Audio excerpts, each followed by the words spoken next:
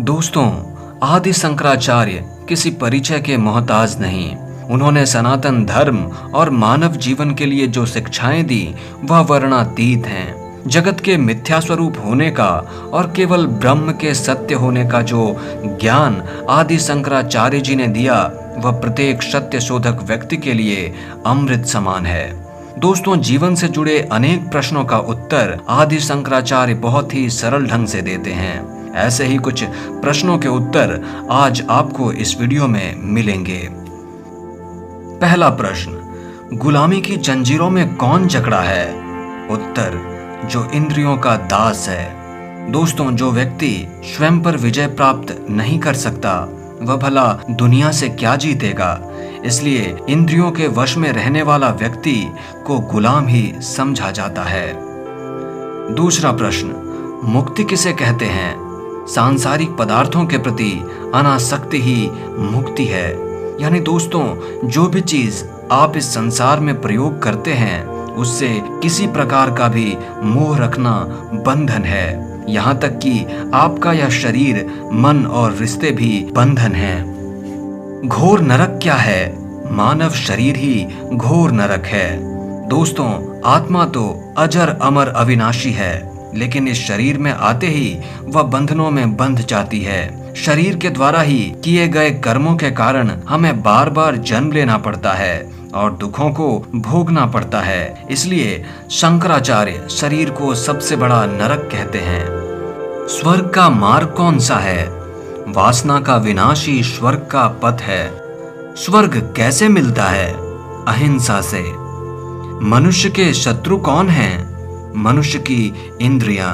दोस्तों, हमारी इंद्रियां हमारे शत्रु हैं, क्योंकि वह हमें अपने वशभूत कर लेती हैं और हम उनके द्वारा निर्देशित आदेशों पर ही कार्य करने लगते हैं। एक कामुक व्यक्ति अपने इंद्रियों के वशभूत होकर ही किसी के साथ कुकर्म करता है। इसलिए इंद्रियों से बड़ा शत्रु कोई नहीं। निर्धन कौन है? जिसकी वासनाओं का अंत नहीं। दोस्तों, कहा गया है संतोष ही सबसे बड़ा धन है, लेकिन वासनाएं कभी किसी को संतोष में नहीं रहने देती। इसलिए निर्धन वही है जो सबसे अधिक वासनाओं में डूबा हुआ है। धनी कौन है? सदा संतुष्ट रहने वाला ही धनी है।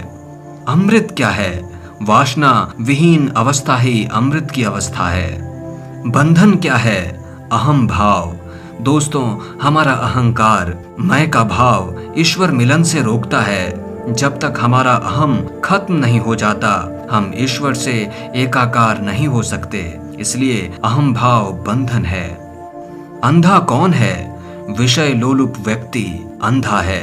दोस्तों, विषय लोलुप व्यक्ति का अर्थ है वह व्यक्ति जो कामनाओं और इच्छाओं से घिरा हुआ है, चाहे वह कामना किसी चीज को पाने की हो या फिर वह कामुकता यानी सेक्स की हो।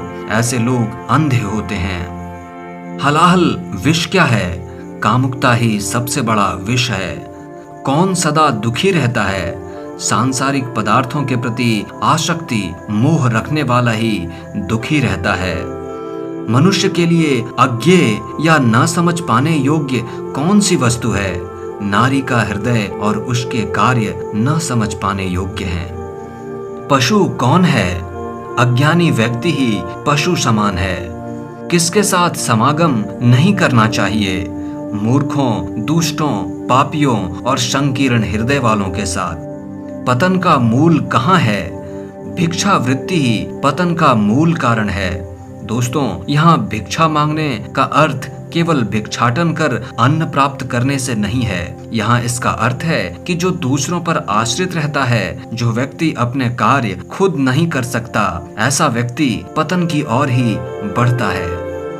महान बनने का साधन क्या है? किसी से कुछ न मांगना। जन्म किसका सार्थक होता है? जिसका पुनर्जन्म नहीं होता। सबसे प्रबल शत्रु कौन है? काम, क्रोध, मोह, माया और वासना, यही सबसे प्रबल शत्रु हैं। दुख का कारण क्या है? अपना और पराया का भाव। दोस्तों, जो हर चीज में अपना पराया यानी हानि लाभ की सोचता रहता है वह कभी खुश नहीं हो सकता। उसके सामने अपनी चीजों के खोने का डर हमेशा बना रहेगा। इसके विपरीत जो भी व्यक्ति विषय वस्तुओं को अपना न समझकर केवल ईश्वर का समझता है, वह कभी उसके मोह में नहीं पड़ेगा और सदा ही सुखी रहेगा। किसका सदा चिंतन करना चाहिए? जगत मिथ्या ब्रह्म सत्य। दोस्तों, आदि शंकराचार्य कहते हैं यह जगत मिथ्या यानी झूठ है। यह आज आपके साथ है पर कल नहीं रहेगा। जैसे कोई वस्तु या यह शरीर आज तो आपके साथ है पर कल आप इस शरीर में नहीं रह जाएंगे। इसलिए यह शरीर तो झूठ है, यह एक धोखा है, माया है।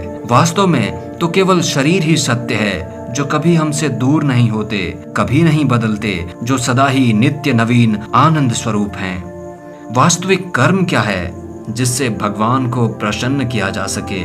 दोस्तों, कर्म केवल ईश्वर को ही समर्पित करके करना चाहिए। यही निष्काम कर्म है जिसे गीता में कृष्ण कहते हैं। कर्म तो हर किसी को करना ही है, पर उसमें हानि या लाभ की अपेक्षा करना ही दुख का कारण होता है।